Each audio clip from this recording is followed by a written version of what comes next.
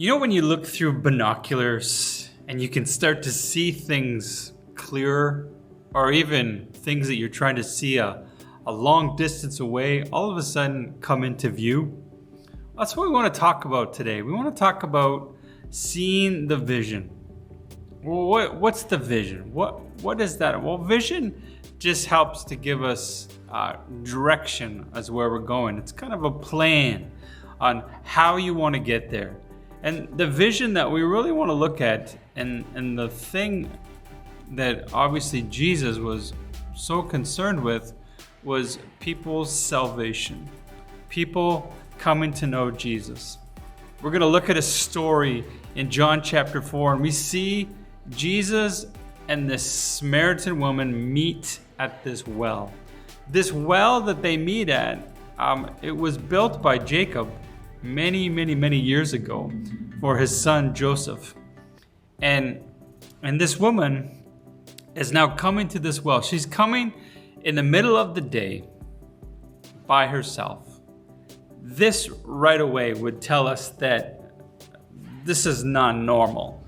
Normally, this was a social time when people would go and to get their water for the day. They would go with friends, and they would go at the beginning of the day, not at noon when it was probably the hottest. And so this is going to be a very interesting kind of meet up with Jesus and this woman.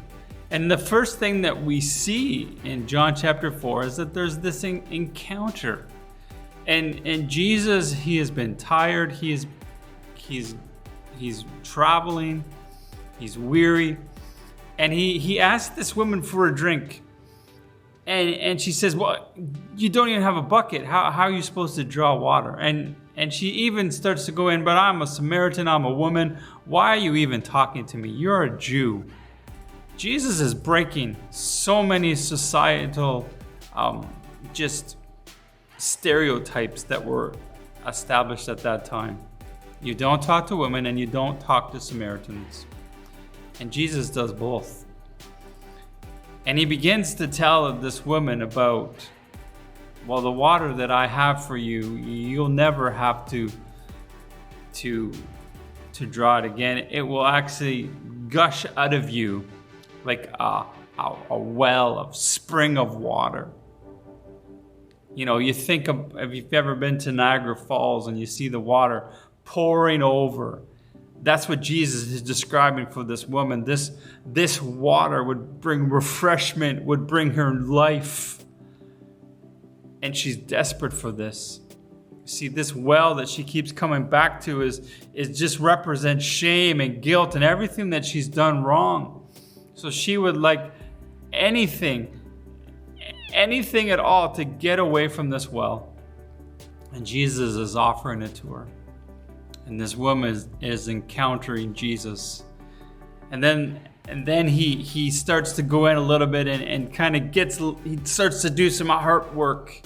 Maybe Jesus has done that before in your life, where he's had to deal with some things. And he starts to reveal some things about this woman, choices that she's made. And she can't believe it. She's just, oh, who are you? You some sort of a prophet? Well, yes, but he's much more. And Jesus then gives the big reveal and says, this guy you're looking for, the Messiah, it's me. I'm him. I'm the guy. The woman is so amazed that she goes back to her town. Her town that she lived in was called Sychar. And she basically told everybody. She became a witness. And the second thing we see in this story is that Jesus calls us to follow him. And for us to follow Jesus means that we really need to be a witness of who he is. He talks, the disciples now come back and say, we got some food for you. And Jesus says, my food is to do the work of the Father, to do his will. And if you're going to follow Jesus, that's what matters, is doing the will of the Father, doing what he wants you to do. The disciples were all confused and what are you talking about? And then Jesus goes on to say, and you need to be laborers. He said, open your eyes. See, this is getting back to the vision part. See the vision. He said, open your eyes. The fields are ready for harvest. Jesus is using an agricultural comparison to let us know that there are people that need Jesus. There are people just like this Samaritan woman that need to encounter me, that need to have a relationship with me. And so many times I think we get caught and we're praying, Lord, just open my eyes so that I will see people. Jesus says you don't need to pray that anymore. There are people that need Jesus. You know who they are. You just need to go and tell them. And Jesus is trying to challenge his disciples that following after me is going to take work. It's going to be hard. It's going to be reaching anybody and everybody. We talk to all people. And then we see that Jesus challenges his disciples. The third thing is to serve him. He says, I know what you really feel about these Samaritans. I know what you really are thinking, but guess what? We're going to go and spend 2 more days with them. And we're going to eat with them. We're going to laugh with them. We're going to pray with them. And we're going to tell them the good news. And in fact, later on, just before Jesus goes back up into heaven, he says, and I want you to go and be my witness in Jerusalem and Judea and Samaria and to the ends of the earth. Samaria is included again. It must have been a place that was close to Jesus' heart. These Samaritans, these people that were abandoned and the Jews didn't want anything to do with them. And he's coming and he's breaking up this conflict and saying, no, these are people that need Jesus also. And so he challenges the disciples. You are going to serve these people. And in fact, you're going to do it for another 2 days.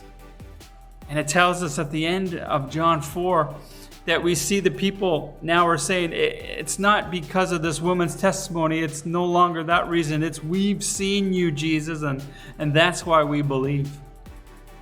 See, these disciples taking the time, Jesus taking the time to serve these people, saw amazing results where more and more people said, we believe in you, Jesus, because we have seen you.